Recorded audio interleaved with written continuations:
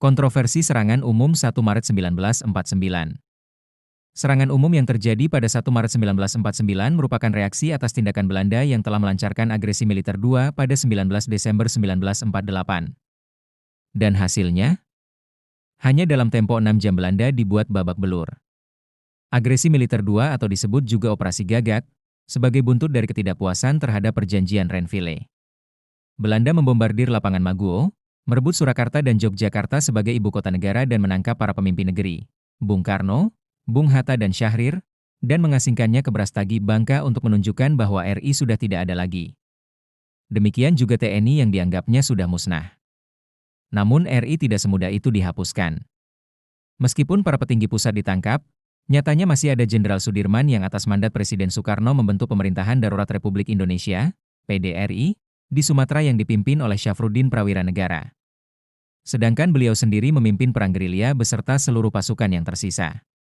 Saat itu mulai dari presiden, wakil presiden, dan anggota kabinet tidak mampu berbuat banyak. Apalagi sebelumnya TNI telah banyak dilemahkan oleh pemberontakan Darul Islam dan PKI Madiun. Harapan yang tersisa adalah awak militer dari TNI. TNI beserta petingginya memilih tidak menyerah dan melakukan operasi gerilya rakyat semesta. Operasi ini terdiri dari berbagai elemen seperti TNI, Laskar, dan rakyat bersenjata yang berusaha melakukan serangan balik ke penjajah. Di satu sisi, Sri Sultan Hamengkubuwono IX selaku Raja Keraton Ngayogyakarta Hadiningrat mengirimkan surat kepada Jenderal Sudirman agar diadakan serangan untuk menunjukkan eksistensi Republik Indonesia ke dunia internasional. Jenderal Sudirman yang menyetujui gagasan tersebut segera mempersilahkan Sri Sultan Hamengkubuwono IX untuk berkomunikasi dengan Letkol Soeharto selaku Komandan Brigade 10 Wehrkreise III. Beberapa hari kemudian, perundingan antara Sri Sultan Hamengkubuwono IX dan Letkol Soeharto dilakukan secara rahasia di Yogyakarta. Sultan bertindak sebagai inisiator yang meminta dukungan militer, sementara Soeharto, sebagai Komandan Wehrkreise III, menyusun rencana teknis serangan dan mengkoordinasikan pasukan TNI. Hasilnya, serangan umum untuk mengambil alih kota Yogyakarta disepakati pada 1 Maret 1949. Setelah terjadi kesepakatan, termasuk waktu dan teknisnya, para pasukan menyingkir ke bukit, lembah, dan pelosok di posnya masing-masing. Semua pasukan menunggu instruksi untuk melakukan penyerangan. Sesuai dengan rencana, pada malam hari menjelang serangan umum itu, pasukan telah merayap mendekati kota dan dalam kelompok kecil sehingga mudah disusupkan ke dalam kota. Tanggal 1 Maret 1949, pagi hari, ditandai dengan sirene tanda berakhirnya jam malam. Serangan secara besar-besaran dilakukan secara serentak yang dilakukan dengan 3 kelompok. 1. Serangan inti, dilakukan oleh Brigade 10 dan Brigade 9, dengan tujuan merebut kembali Yogyakarta sebagai ibu kota Republik. 2. Serangan terhadap pertahanan Belanda di Magelang yang dilakukan oleh Divisi 3 IM3 yang dipimpin Kolonel Bambang Sugeng serta Komandan Wehrkreis 1, Letkol Bahrun dan Komandan Wehrkreis 2 Letkol Sarbini, untuk menghalangi datangnya bantuan. 3. Serangan terhadap Surakarta, guna memblokade agar mereka tidak mengirimkan pasukan bantuan ke Yogyakarta, yang dilakukan oleh Divisi 2 IM2. Dalam penyerangan ini Letkol Soeharto langsung memimpin pasukan dari sektor barat sampai ke batas Malioboro.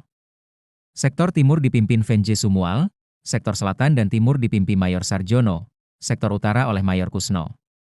Sedangkan untuk sektor kota sendiri ditunjuk Letnan Amir Murtono dan Letnan Masduki sebagai pimpinan. TNI berhasil menduduki kota Yogyakarta selama 6 jam, dengan sejumlah harta rampasan berupa persenjataan menjadi tambahan logistik untuk TNI tepat pukul 12 siang. Sebagaimana yang telah ditentukan semula, seluruh pasukan TNI mundur. Serangan umum 1 Maret 1949 membawa arti penting bagi posisi Indonesia di mata internasional. Selain membuktikan eksistensi TNI yang masih kuat, Indonesia memiliki posisi tawar melalui perundingan di Dewan Keamanan PBB. Perlawanan singkat tersebut turut mempermalukan Belanda dengan propagandanya. Kontroversi serangan umum 1 Maret 1949. Meski serangan umum 1 Maret 1949 berhasil memukul Belanda dari kota Yogyakarta saat itu, tetapi ada kontroversi seputar peran Letkol Soeharto. Salah satu fragmen yang disoroti adalah sewaktu peperangan sedang terjadi. Yang mana, dalam buku sejarah era Orde Baru, Letkol Soeharto tercatat sebagai otak sekaligus pemimpin tunggal serangan, di mana perannya seringkali didramatisasi dalam film dan buku pelajaran sejarah untuk melanggengkan kekuasaan. Namun banyak pihak belakangan mengungkap bahwa gagasan awal berasal dari Sri Sultan Hamengkubuwono IX yang mengusulkan serangan untuk membalas klaim Belanda. Saat itu Sultan mengundang Soeharto, sebagai Komandan Brigade X Wehrkreise III, untuk merencanakan serangan teknis. Dalam hal ini, Sultan Hamengkubuwono IX berperan besar dalam logistik, intelijen, dan menanggung risiko di Yogyakarta yang diduduki Belanda, sementara Soeharto memimpin jalannya pertempuran di lapangan. Namun, hal yang sangat berkebalikan diungkapkan oleh Abdul Latif, anak buah Letkol Soeharto saat itu. Dalam tulisannya, laporan tentang Dewan Jenderal kepada Jenderal Soeharto yang diunggah pada laman penerbit Hasta Mitra, mengatakan jika Soeharto, alih-alih memimpin pertempuran, justru di saat para pejuang sedang bertempur mati-matian ia malah sedang bersantai makan soto babat bersama pengawal dan ajudannya. Latif bertemu Soeharto dengan pasukannya yang tidak lebih dari 10 orang. Saat itu, Kapten Abdul Latif dan pasukan yang tersisa dalam posisi kepayahan. 2 anak buahnya meninggal, 12 lainnya terluka. Sementara itu terdapat 50 pemuda laskar gerilya yang juga gugur di medan perang dan dimakamkan di dekat stasiun Tugu Yogyakarta. Pasukan pimpinan Latif kembali ke markas gerilya yang ada di Kuncen, barat kota Yogyakarta. Tidak disangka di sana ia bertemu Komandan Wehrkreise Letkol Soeharto sedang makan soto.